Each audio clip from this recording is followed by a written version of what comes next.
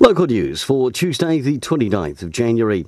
Junior doctors are on strike again at Wairarapa Hospital for 48 hours from 8 o'clock this morning. Again, some appointments have been rescheduled to help manage during the strike period. A new group of the Wairarapa Young Professionals are holding a launch event Thursday and are looking to engage those in their first 15 years in their career. Aimed at engaging like-minded people, furthering their knowledge and profile and engaging more with the region, the first event will be held Thursday night at the Marston Bowling Club at 5:30. A Give a Little page has been set up to help out with staff for Taratahi has so far been given very little support. Taratahi was placed into liquidation just prior to Christmas and employs around 250 staff. So far, just $500 has been donated. And some success for locals in Taihape at the AMP show at the weekend.